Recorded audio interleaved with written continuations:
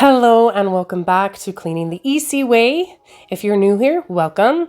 Today we are going to talk about grout. So, does grout need to be sealed? I never thought that this would be a question I would ever ask myself. I have always been under the impression that all grout needs to be sealed.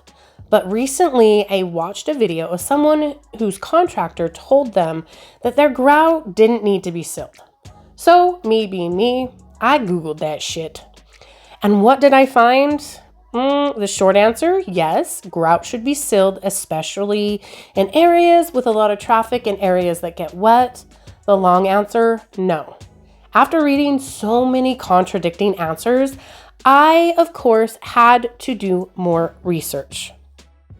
So one of the shocking answers that I stumbled across was that if a contractor tells you that your grout does not need to be sealed, it may be that they just don't want to have to come back to your home after they are done installing the tile and they've already cleaned up, because they have to wait 48 to 72 hours after the grout has been installed to seal it. And quite honestly, they are just being lazy. There are 3 different types of grout that are used most often in a home: epoxy, sanded, and unsanded. Epoxy is made up of a resin mixture. Sanded and unsanded grouts are made up of a cement mixture. So, what are the differences in these grouts? Epoxy grout is said to be good for high traffic areas and wet areas because it is resistant to stains, mildew, and it is less porous than a cement mixture. It is waterproof and it doesn't shrink like cement grout. So epoxy does not require a seal. When I read all of this, I was confused why they don't use this all the time until I found out that it is actually more difficult to use than a cement grout. It dries quick, so it has to be applied in stages. And when mixing it, it is not as forgiving as cement grout because it has specific rations. The worst part I found out is that it yellows over time if it is exposed to sunlight, and it is hard to fix if it is applied incorrectly. Cement grout is more common in homes, and it is what a lot of us have come to love and hate at the same time. It is more cost efficient, and it is more suitable for a variety of applications. And you know what? It's actually easier to apply. It is also porous, so it is prone to staining, and we can tell you from experience, once the grout is stained, there is nothing more you can really do other than removing the grout. So, does it need to be sealed? Yes. And after that initial seal, it does require to be sealed multiple times over its lifespan. How often should grout be resealed? Well, this actually all depends on how often the area is walked on or how often the area gets wet. If your tile floors are in a high traffic area or in a bathroom that is used often, they should be sealed every 6 months. If your floors are in a low traffic area or a guest bathroom, every 1 to 2 years. The backsplash with little to no water contact should be sealed every 2 to 3 years.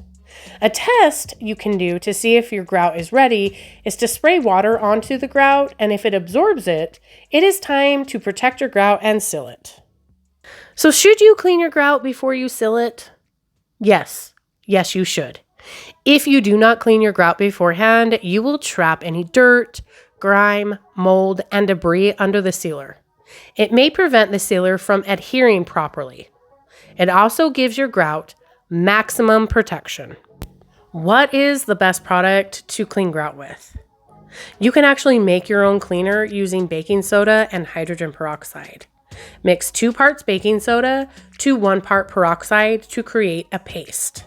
Apply it to the grout lines and let it sit for a short time, and then scrub with a small brush. We actually make a paste with Barkeeper's Friend, and we use a thin brush to scrub the grout lines.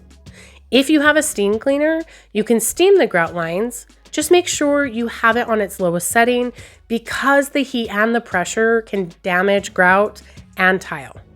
There are many commercial grout cleaners on the market that will help. Avoid bleach or bleach products because they will break down the grout, causing more issues in the long run. If you're fighting mold, hydrogen peroxide is the better choice because it actually penetrates deep into the mold, killing it. Just make sure you always test a small area when cleaning with a new product to make sure it won't discolor or ruin the grout. Make sure to have a fan or a window open for good ventilation. So what are the best tools to use when cleaning grout? There are many tools to use, and we actually use many different kinds. When we are cleaning one of our clients' home that the grout doesn't need to be scrubbed, we use a scoy rag. It is easy to just put a bit of pressure on the rag and get into the grout lines. When the grout lines need to be scrubbed, you can use an old toothbrush. We use OXO deep clean brushes.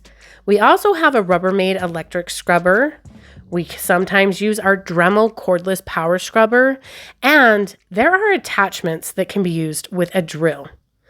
If there is a lot of dirt, soap, and grime built up, it is going to require some elbow grease. Make sure you avoid using steel wool and metal brushes because they are too abrasive and can loosen the grout and scratch the tile. So how do you maintain your grout lines?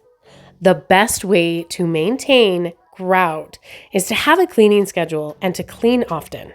This is going to help prevent your grout from getting out of hand. And whenever you notice an area that is changing color, has soap built up or dirt in the lines, tackle it right away. Use a thin brush to get into the grout lines and scrub. After a shower, you can use a squeegee or a towel to dry the walls. Have rugs right inside the doors to help stop dirt from being tracked into your home. The colors that actually hide dirt and discoloration are neutral shades of light gray, beige, and taupe, and darker colors of grout help hide dirt better.